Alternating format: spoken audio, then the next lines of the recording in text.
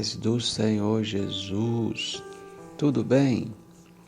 Estamos aqui para mais um momento de reflexão bíblica no livro de Gênesis. E hoje nós vamos meditar no capítulo 29, dos versículos 21 ao 27, onde a Bíblia nos diz: E disse Jacó a Labão: Dá-me minha mulher, porque meus dias são cumpridos para que eu entre a ela. Então ajuntou Labão todos os varões daquele lugar e fez um banquete. E aconteceu à tarde que tomou Léia, sua filha, e trouxe-la e entrou a ela. E Labão deu sua serva Zilpa por serva a Léia, sua filha.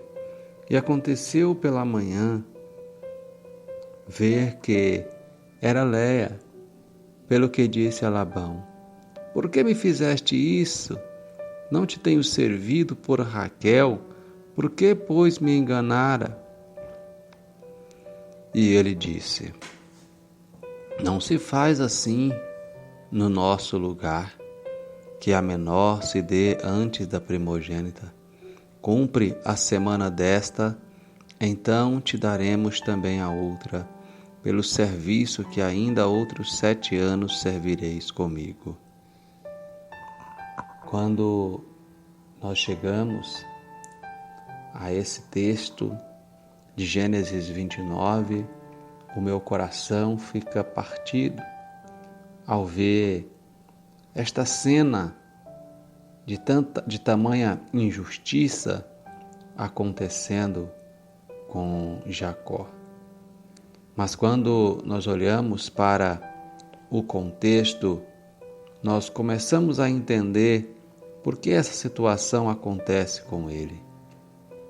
E o que nos intriga é que nós vemos Jacó sendo obediente à sua mãe, Jacó sendo obediente ao seu pai, sendo enviado da sua terra para a terra de seu tio. Quando Jacó ele está na caminhada, ele tem uma visão do céu, Deus fala com ele, promete ele estar com ele e levá-lo nesta caminhada. Então nós percebemos que Deus direciona Jacó e ele chega ali à casa de seu tio. É uma viagem segura, é uma viagem bem-sucedida, e ele chega e ele é muito bem recebido pela família de seu tio. A Bíblia diz que ele então tem um sentimento de amor para com a filha mais nova de Labão, do seu tio, e ele então deseja casar-se com ela, e a isso ele faz uma promessa, um acordo, uma aliança com Labão. E a Bíblia diz então aqui no texto que nós lemos que quando ele chega o prazo cumprido do tempo em que ele trabalharia para obtê-la como esposa, ele vai então requerer o seu direito de recebê-la por mulher. Haja vista que, conforme o que havia sido combinado, já estava tudo cumprido, e chegar o momento, então a Bíblia diz que ele fora enganado por Labão, pelo pai da moça, o seu tio. Ao invés de ser-lhe entregue àquela a quem ele servira durante 7 anos para pagar o dote e poder tê-la por esposa, é-lhe entregue a outra filha de Labão. E então ele se sente enganado, ele se sente traído, e é nesse ponto que nós vamos observar e aprender uma importante lição. Aqui nós vemos claramente uma lei e um princípio que é estabelecido nas Sagradas Escrituras. E que princípio é este? A Bíblia nos diz que tudo que o homem plantar, isto ele também ceifará. A Bíblia nos mostra que esse é um princípio que não pode ser mudado. Nós percebemos aqui que que Jacó ele engana o seu pai quando for a receber a bênção da primogenitura. Ele se faz passar pelo seu irmão para ser abençoado em lugar daquele.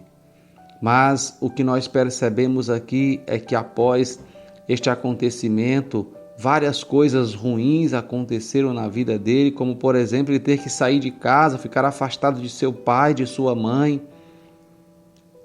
Mas nós percebemos que Deus o consolou em tudo isto. Deus se manifestou, Deus se fez presente, Deus direcionou. Mas uma coisa Deus não fez.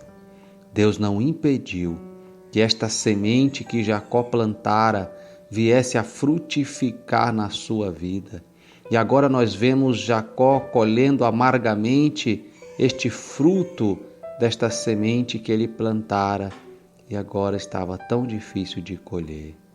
Então o princípio que nós aprendemos com esta situação de Jacó é que nós temos que procurar sempre estar plantando boas sementes, porque chegará o momento em que nós deveremos colhê-la, e aí, se nós tivermos plantado sementes difíceis de colher, como nós vamos lidar com esta colheita? Não há como fugirmos dela. Jacó saiu do meio da sua parentela, Jacó saiu do meio do seu povo, da casa de seus pais, fugindo da consequência imediata da sua ação, mas a Bíblia diz que quando ele chega na casa de seu tio, ele é enganado pelo seu tio, colhendo então um fruto daquilo que ele mesmo havia plantado. Mas, para o seu consolo, o seu tio diz que era para ele cumprir ali a semana, o período, em que se cumpria segundo a lei de uma esposa, e depois a outra seria lhe dada pelo serviço que ele iria trabalhar com ele outros 7 anos, ou seja, ele ia ter que trabalhar novamente todo aquele período que ele trabalhou para agora ter direito à sua amada. Ainda que esta não for agora necessário esperar todo o tempo do serviço que ele já recebeu imediatamente, mas ele teve que fazer o compromisso de trabalhar novamente mais 7 anos, para então se livrar do compromisso para com aquele homem. Então, meus queridos, que nós possamos aprender que quando nós plantamos uma semente, Deus nos perdoa, Deus pode estar conosco, Deus caminha conosco, Deus nos dá direção, Deus está nos mostrando bons caminhos, mas não vai nos livrar das consequências daquilo que nós plantamos, das sementes que nós plantamos. Então, o meu desejo, o meu conselho a você nesta manhã é que você tenha sempre boas plantações para que você tenha excelentes colheitas. Deus abençoe grandemente a sua vida, Deus abençoe a sua casa, Deus abençoe a sua família, e eu desejo que escolhas as melhores sementes para ter os melhores frutos, em o nome de Jesus.